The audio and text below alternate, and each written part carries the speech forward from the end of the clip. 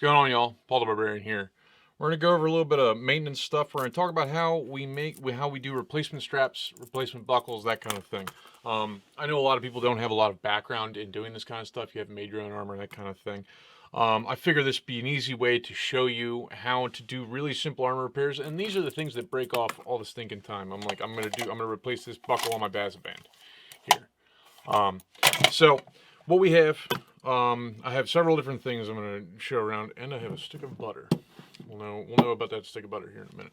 So we're doing replacement buckles. I've got this situated here. We've got all our tools situated and all that kind of stuff. So this is a really simple design. It's one rivet, and this is a rollback buckle. That's what I have here. These are just really easy. They hold up real good and they're tough. They've been hit with axes and stuff, and I haven't seen them break yet. So take the small things. This is one that has a keeper on the back side of it. I use this for longer straps like my thigh straps or my shin straps, something that's got a little bit more length to it. But for shorter straps like this, I usually don't keep a keeper around. And I try to, when you're doing full plate like this, it doesn't really need to compress to your body so much. If it's completely encapsulating around your wrist or your arm or your leg or whatever, it just needs to hold it shut because it's already fitted to your arm or your leg or wherever else. So we have that. I'm going to show you so the first things first, I usually have about an inch of turn back on this kind of thing. That's where you fold it over. The easiest way to figure it out is to make sure that you cut your strap to about the right width. You want to have a little bit of movement, but you don't want it so thin that it's super sloppy in there.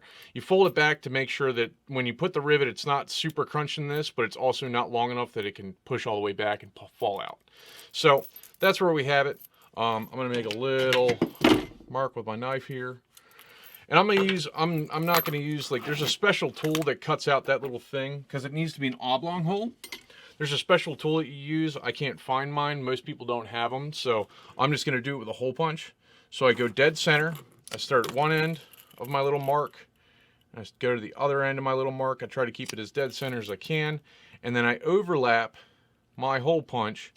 And I just make the channel for the tongue, which is basically that little keeper that's on there, the little piece that goes through your belt into the belt hole, everything else like that. And make sure, almost there. There we go. So there we go. We have that. You can clean it up with a knife or what have you. Not super important. It just needs to be enough so where this thing, you put that in there and you turn this thing over. There we go. See, we're in there. Now make sure that you put this in right, not backwards or upside down. You want to have it sitting in there correct. Usually you want to make it so it's sidle along that thing. If I cleaned up the hole, it'd probably work. So there we've got that situated. Now we have to punch a hole. If you have a not so good piece of hole punch, probably won't do it. You're gonna have to mark and punch each hole separately. And do that. But this thing's older than me and probably half of you with my age combined. So this thing will punch right through. Bang. And when I use these hole punches, you're punching through leather or something like that, I do this. I spin it, make sure it cut all the way through it. Now we have a hole all the way through, right? So let's go into the rivet. The rivet that I have is a rivet. Solid post copper rivet, and then we've got a little burr that goes on there. They don't go all the way onto one another like that. It doesn't go all the way down. It's not going to go all the way down. This is actually a thing that's built in to do it, to make it easier for you when you're trying to pinch two pieces of leather and you're not trying to hold it together with a screwdriver or anything else like that. This rivet's a bit bigger than my hole, and that's okay. I don't mind having a slightly... Also, there's a reason why I'm not changing the selections on this. It's older than us, so it doesn't really move the greatest. So let's punch that all the way through. So we got a whole bunch of rivets sticking up, don't we? Now what we do with this burr, put the burr on there. It's not going to go all the way down, right? We take our rivet set. This is the one that's got the one whole side in there. Put the whole side over it, and then you... Everything's going to fall everywhere. Everything's going to bounce. So now it's actually pinched there. It's stuck. It's not going anywhere, right? So it actually makes it really easy so you don't have to keep trying to hold it together and everything like that. I'm going to take that off because I'm about to bang on this real hard.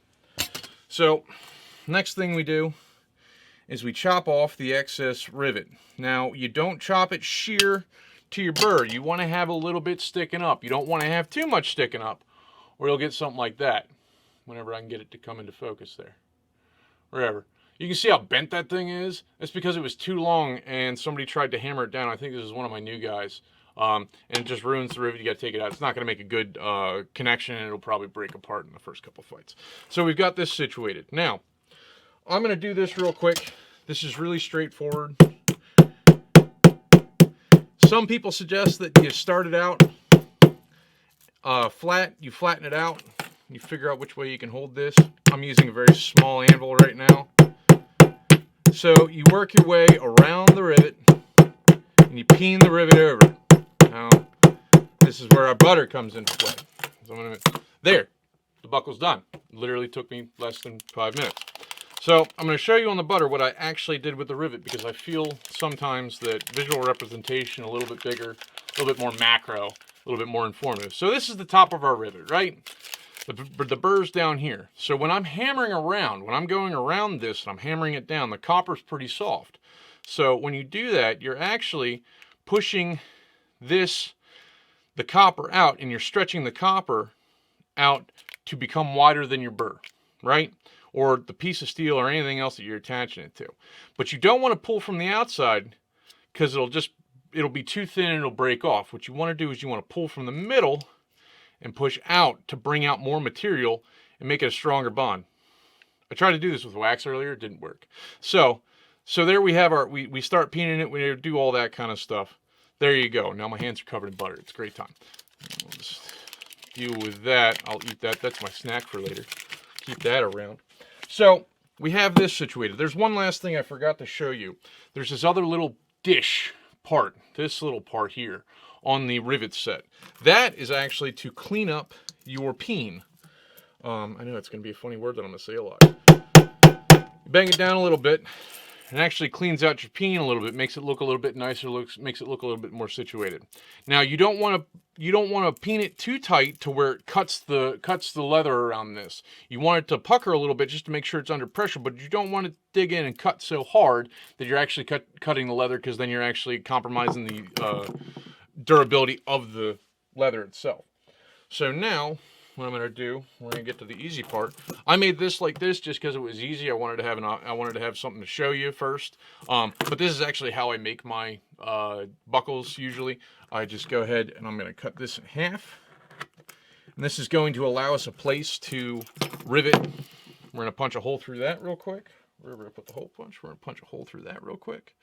And you don't want to punch. You're not punching all the way back here.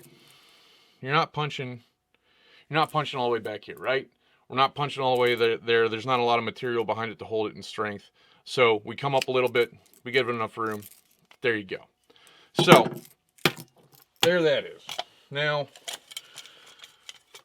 we're gonna put it right there, right? Now this is the awkward things about armor, is that they're curved. They're really difficult to kind of get to. And if you just have a flat, like, little chunk of steel that you're hammering rivets on and everything else like that, it's actually going to be a little bit more difficult for you to do it like that. It's going to be difficult to get this to situate well. Because realistically, what you want when you're trying to peen these things, what you want is this thing to be solid. You want it to have a good solid backing, so you actually can bang on it and it won't like bounce in and fall out and all that kind of. You don't want it jibbling around and all the crap. You want it to be solid and on there. So sometimes what you have to do, you have to peen to the inside. Now this strap's going to go on the outside, obviously. It's going to go through this. Now the head on this rivet that I'm using a short flat top rivet.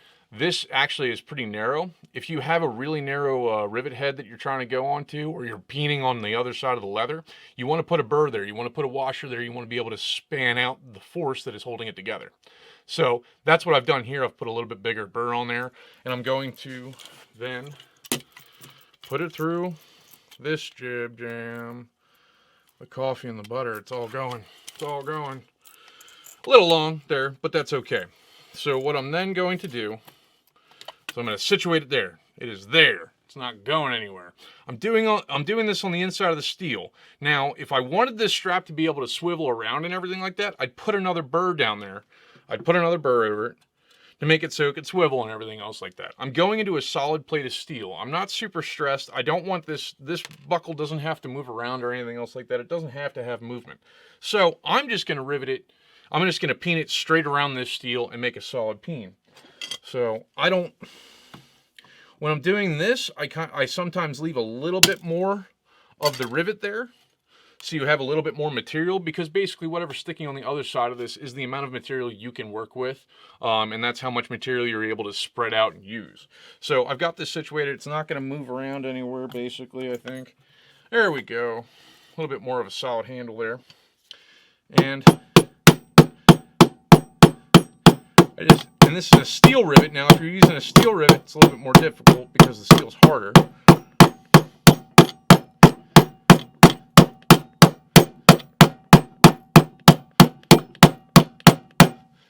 There we are. That's a solid peen. The buckle's on there. Now sometimes it'll stick up a little bit. Sometimes the leather has to relearn. I'm using bigger straps now because I've broken off too many of the small ones, and they're a little bit short. I don't usually like them. If it sticks off there a little bit, it just needs to relearn itself. And that's on there. It's ready to rock. I'm not super, like, these things generally stay where they're supposed to stay. They don't really go around a lot. This is just a really hold that clasp shut, and this is a backup for, like, they're backups to each other, because if one breaks, usually it'll stay in place. So strapping, leather, butter, they're pretty important parts to fixing your gear, and you need to take care of your gear. And you really need to double check it before an event, after your event. Make sure that you put an eyeball on it. If you really want to be doing this kind of thing, you want to make sure that it's in good, solid working order, because you don't want to go back and have something break in the middle of the tournament and lose your mind because you can't fight. One special note about leather. Also, if you're sticking around now, you're a champion. It really helps me out that you guys stick around and watch the whole video. It's kind of a thing. Thing about leather, super like squiggly stuff like this, like kind of thinner. It's got a little bit of stretch to it. You don't really want to use these for straps. Straps are really there to be a solid connection, a solid retention thing. So you don't want to use super squiggly stuff, and this will stretch over time. It'll just get worn out and beat up and everything else like that. I forgot to turn my phone notifications off, so rookie moves. But then you have this leather, which is a little thicker. This is a bit thick. But this is stouter. It's not super squiggly. It's not super loose. This is ideal for doing leather strapping. You want to make sure that it's a strong strap. You don't want to have to keep going back and forth, fixing stuff constantly. I'm going to do a video about doing a biothane strap, because the biothane is really awesome, but it's a little bit more finicky. And it takes a little bit more futzing to make it work correctly and to make it work well to the way it's supposed to be and designed to do. I want to thank everybody for watching this video. Check out the LINKTREE in the description below. I'll put some other links out. If you guys have other things you want to know about, like how to fix things, this is what I'm here to do. I'm here to teach you guys and give you guys the information that you want to know. Hey, I'm having a great time. We're getting into things. I'm going to be talking with a couple of people in the next couple of weeks. Botan and IMCF will be this summer. We're going to start looking at things for that. And I hope you all have a great day. And lastly, get vicious or get the fuck out.